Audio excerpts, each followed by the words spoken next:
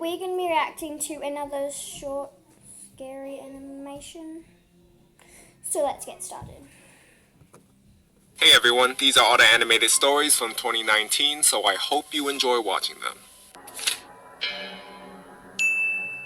Olivia and her fiance threw a dinner party one time to celebrate his mom completing chemo.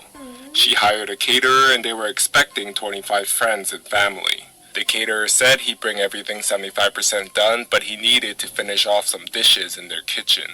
She told him that was fine as long as he finished by 5. He arrived as scheduled at 12 p.m., but the moment he entered the house, Olivia noticed that he had a disgusting smell. That made her uneasy because he was going to be preparing food for sick prior and young kids. She just made sure he washed his hands and then left him to his own devices, worrying she was just being presumptuous. The entire time he kept asking her about the seasoning of the food and telling her to taste it. She said, "You're the chef, so I trust you. You don't have to keep asking me." Fast forward, he was still there at 5:45. The guests were arriving, so after 2 gentle reminders, she flat out told him she needed him completely out by 6 no matter what. He apologized and said there had been a delay because Olivia's oven wouldn't stay up to temperature. She never had a problem with her oven before, but figured he's the professional, so maybe it was a subtle problem? He gets his bags and packs everything up, but suddenly heads towards her bedroom. Olivia's completely taken aback and says, "Excuse me, where are you going?" And he says, "To change." She tells him she's not comfortable with him going in her room and there's a restroom to do that. But he insisted it will only take a second and goes in and shuts and locks the door. Olivia couldn't even get a word out before he went in and felt helpless. At this point, her fiancé had come back home, so she explained the situation to him. Confused as to what was going on, he pounds on the door, telling the caterer to come out. The man opens the door wearing a t-shirt and jeans. Her fiancé said, "You shouldn't be in there. You need to leave." The caterer responded and said, "Excuse me, but this is not your house. It's not up to you to decide." "Yes, actually, it is. My fiancé lives here with me." Suddenly, the caterer goes nuts. He turns to her and screams, "You lied to me!" Olivia had no clue what he was talking about. He starts yelling about how she led him on and blurting nonsense, calling her disgusting names. He then goes in the kitchen and starts throwing the food out of the refrigerator and onto the floor. Without hesitating, the fiancé and his 2 brothers forced him to leave the house immediately. Thankfully, the party then went on as planned. But Olivia insisted they just order pizza and throw out all the food he made. After partying, they went out late drinking with his brothers and got home at around 3:30 a.m. and passed out in their room. Shirley? Wow, Jennifer Lopez! Did you just attack my village? My village on Coinmaster? And then, at around 5 a.m., Olivia was woken up to the sound of the door opening. Olivia wakes up her fiancé and whispers, "I think someone just came in the house." He said, "Probably my brother left his wallet or something." Olivia figured she's being paranoid when suddenly a loud crash came from outside the room. He told her to lock herself in the closet and call 911 while he went out and looked around. As she was pulling out her phone, they hear, "Olivia! Hello?" And she realizes that insane caterer. She went outside and saw the man shirtless and clearly on something. He lunges towards Olivia and her fiancé stops him while she called the police. He tells him the cops have been called and it would be in his best interest for him to get off the property. The caterer says, "I have to make sure Olivia's okay." Her fiancé stayed between them while she climbed out the window. He even thought of taking the gun out of the safe. The caterer began to destroy their kitchen, and when the cops finally came in, they see that he has a knife on him. He didn't obey police's orders to drop his weapon, so they tased him. As he's being let out in handcuffs, he's shouting out how he and Olivia are in love. The police asked to do an inventory of the house and see if anything's missing or damaged besides what they witnessed him do. They went around, but saw nothing. But then Olivia remembered that he was in her room. She quickly checked and found out that all her panties were gone. They were so freaked out in the aftermath that they replaced all kitchenware and they had a cleaning crew do a deep clean on the whole house. Olivia was so glad that she decided not to serve the food to the guests, especially her fiance's fragile mother. The caterer sent a letter from prison and thankfully her husband intercepted because she was still recovering from the whole thing. They gave it to the police who helped issue a no-contact order. He was sent to 3 years in prison and thankfully Olivia and her family never saw him again. Yeah, I never saw him again. That's good. That's good. A week before Kim's 10th birthday, she walked to the corner store with a $5 bill and picked up a jar of ragu for her mom. On her way home, a man she'd never seen before began talking. "Hi," he said cheerfully. "My name is Dr. Ramsey. I'm a pediatrician. Do you know what a pediatrician is?" Kim walked along silently, not replying and fervently hoping he would take that as a sign he should leave her alone. "I was just on my way to get some lollipops for the candy jar in my office. What's your name?" Thankfully, they were nearing her house, so she ran forward and went inside. Kim didn't know it then, but that was the beginning of a very long and very scary ordeal. It didn't take long after that for Dr. So this is what you should see when you first download the mobile app. You can either log into an existing account or create a new one. But today we're going to be started fresh from scratch. Oh my God. Dr. Ramsey to begin showing up. He would drive by nearly every day, smiling and waving. Kim told her mom, who said maybe it was on his way home from work. But then the phone calls began. Kim's dad asked about the day Dr. Ramsey followed her home, and if she talked to him. He said she wasn't in trouble, but that she needed to tell him the truth.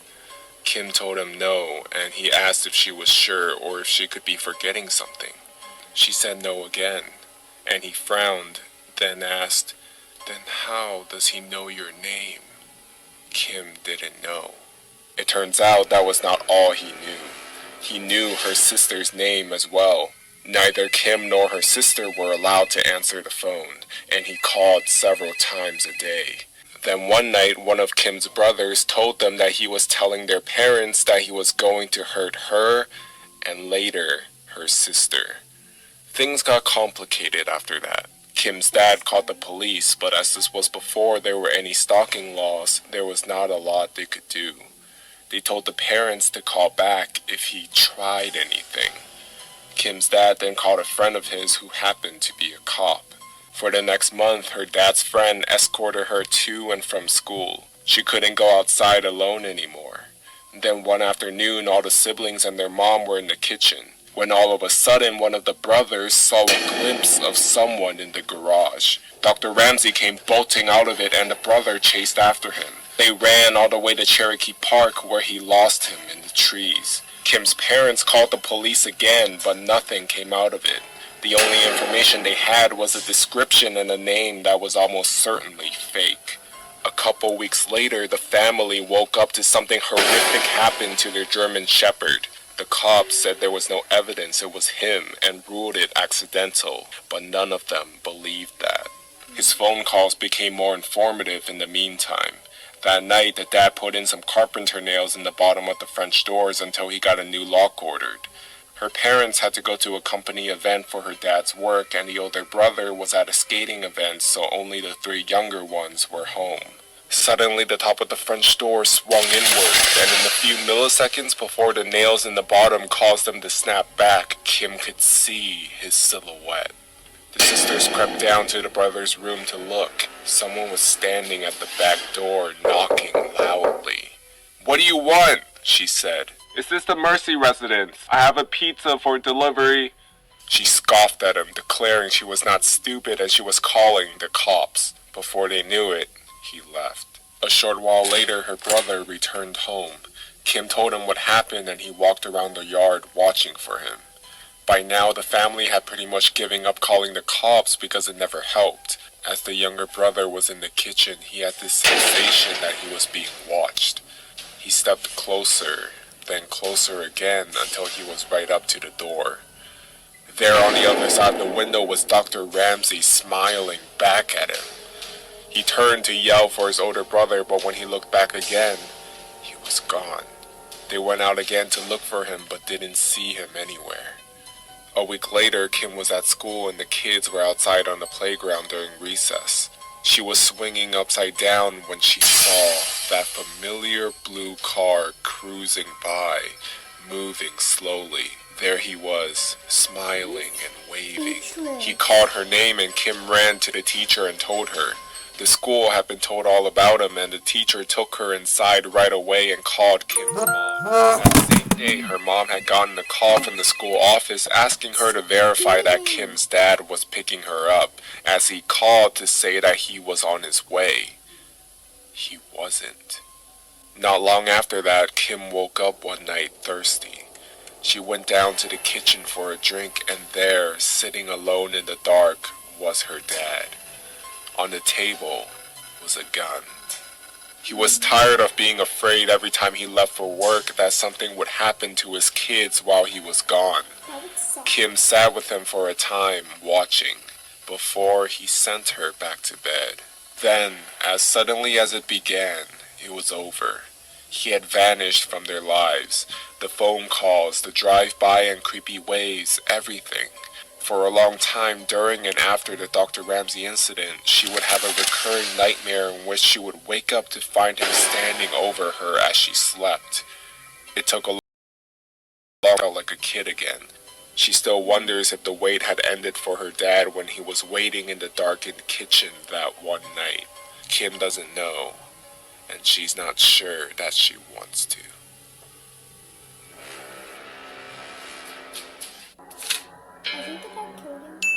When I was 9, I usually got home from school about an hour before my mom got home from work. I lived super close, so she figured it was fine. I did the usual thing, which was to make sure I locked the front door and double check that the back door leading to the patio was also locked. I played as much PlayStation as possible in my room before my mom came home and made me do homework.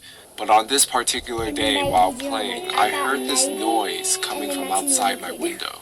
It was kind of like the sound of a cat, but my cat had been missing for over 3 months. Hope struck and I thought maybe he finally came back. I ran downstairs to check, but to my surprise there was a guy standing on my patio. It was a tall man with black hair covering half of his eyes. I could hear him making high-pitched sounds, almost like a cat meowing. A brown liquid was running down from his mouth and I could see him spitting out my dad's stomped cigarettes. He was actually eating from the ashtray. I screamed so loud that the man must have heard it. He didn't react. He just kept on eating from the ashtray. I ran upstairs to my room and called my mom, who then called the cops, laying in my bed.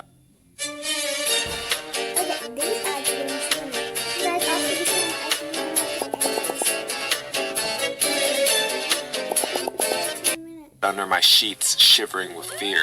The next thing I remember is the police arriving on the road by my yard. I hear them talking to the guy. The high-pitched sound was more frequent and louder. I decided to look through the window, feeling safe now that the cops were there. The man suddenly charged the female police officer with full force and he knocked her out cold. The male officer then immediately tased the guy and handcuffed him. One of my neighbors made me come down and she took care of me until my mom came back home.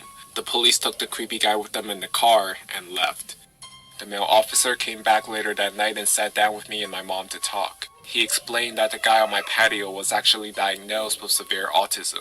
He had escaped the facility where mentally challenged people lived, located around 5 kilometers from where my house was. He explained that the guy had actually been living in my house 5 years ago, but he had been forced to move when his mom, his only caretaker, died. The poor guy probably thought he would find his mom in this house. He missed the routines and he missed living there with his mom. The police had to move him from the house that time 5 years ago. This was the reason he reacted the way he did when the police came that day. Still frightened, I told the police officer that he needed to make sure that this would never happen again, and he promised it wouldn't. After a few sleepless nights, my life got back to normal. The years went by and the guy didn't come back. At this time, my mom and dad had moved out. I bought the house from them and I'm still living here till this day. I was enjoying my morning coffee on the patio when I see this random guy stopping on the road by my fence. He just stands there, looking at me. I look at him and give him a nod, and then I hear the high-pitched noises. His hair had turned gray, but the high-pitched sounds made me realize. My heart started racing and I instantly remembered the reason why he was back. I realized that he must have managed to escape again. 16 years later and he was back to look for his mom. I decided to carefully ask him if he wanted to come down to the patio. He instantly jumped the fence, and I started to think he would knock me out like he did to that police officer. But he didn't. He looked at me and smiled. We went inside and his face lit up with pure joy. He was home. It reminded him of the life he had with his mom. All of a sudden, he sat down on my couch, turned on the TV, and switched directly to the cartoons. I just wanted to enjoy the moment, so I didn't say anything to him. But I realized I had to call the facility to let them know. The caretakers arrived 10 minutes later. After a lot of convincing, he got back up, and they went back to the facility.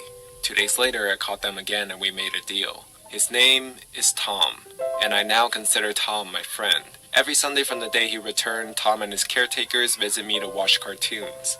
They say it's the highlight of his week. For several years, I was very afraid of the guy on my patio eating from the ashtray. But now my thoughts are, Tom, let's meet every Sunday to watch cartoons together. Okay, well, thank you guys so much for watching. That was a long video. But anyway, thank you guys so much. And yeah, hope you guys have an amazing day. Love you guys.